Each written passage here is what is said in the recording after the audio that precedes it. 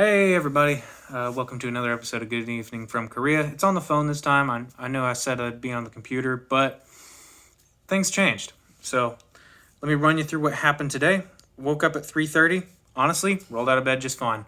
Got ready for the day, took my shower, got dressed, shaved, cleaned up, nice and ready to go. Got in the van, got there at the office just barely on time, and I realized that my audio devices were subpar. I don't have lavalier mics, which is how you mic up somebody directly to get really good audio.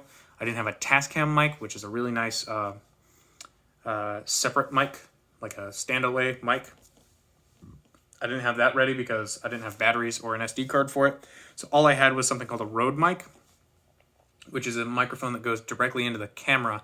Sorry, I'm going to be like glucky through this whole video because I'm basically surviving off of 5 energy drinks, and I never drink energy drinks, and like gas station food for the entire day. So don't mind me. I'm going to be a bit today. I don't know what I was saying. I'm so tired. I don't know what I was saying. I don't even have a clue what I was saying. Audio devices.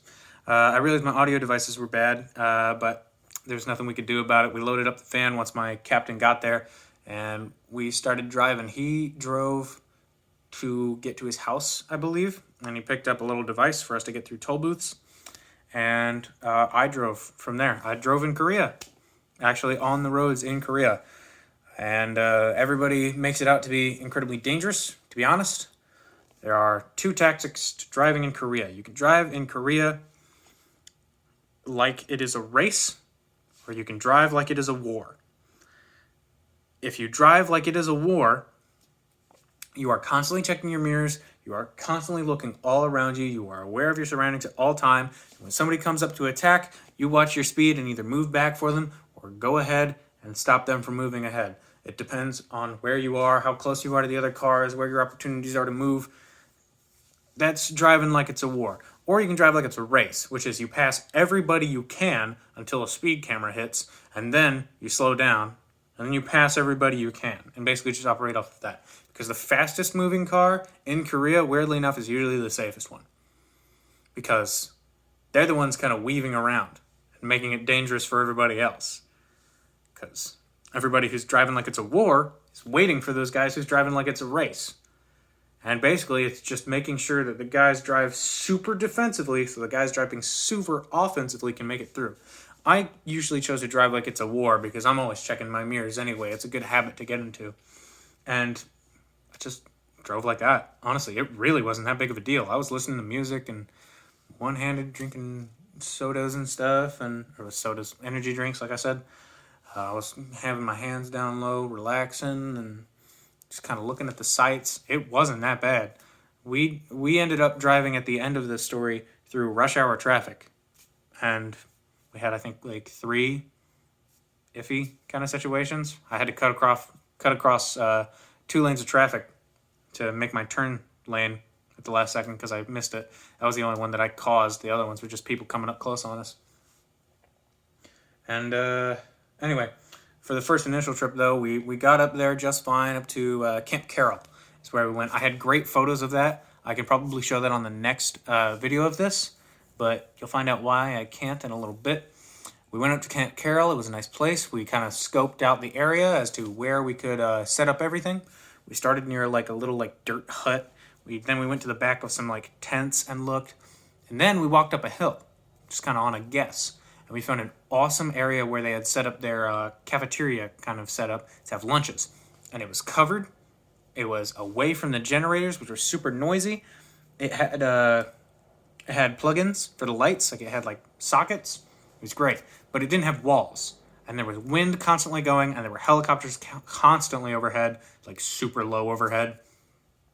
So there was a lot of like wind, there was a lot of noise, but it was the best that we could have done given the situation, honestly. It was actually a nice place to be. All the people we interviewed were super cool. I feel like everybody learned something. I was able to talk to a lot of them about what we do as public affairs and how we can represent them well. Honestly, I hope that they now know more about public affairs so that they can give future public affairs offices that they work with more opportunities, because they'll know how to utilize them better and how to make it so that public affairs can train them to deal with the actual public. You know, I just hope that they benefit from that and that other people benefit from that. That was really the end goal of this, was to make more contacts in the world of public affairs and show what we can do. And we did both of those things. It was a lot of fun. I got to hang out with my commander the whole day. He's super cool. We had a lot of great conversations. Boy, it was a fantastic time. I had a great time. I'm sure there's probably things I could have complained about, like waking up early and, I don't know, driving through traffic and stuff, but I enjoyed it. I just embraced it. I look forward to showing you guys those photos on the next episode, but the reason I can't be on computer for this episode is because I'm going back. Driving back tomorrow.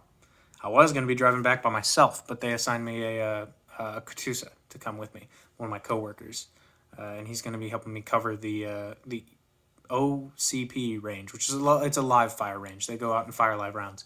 So I'm going to have to get my full battle rattle, my helmet, and my vest, and all that stuff. I'm going to bring that with me tomorrow just in case we have to wear it. Going to be bringing all my gear again. I got to charge those up tonight. And that basically just means that I got to go to bed like 45 minutes ago.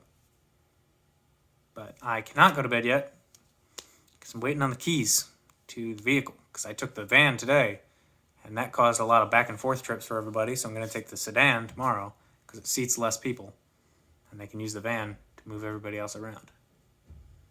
So just going to be waiting on this one.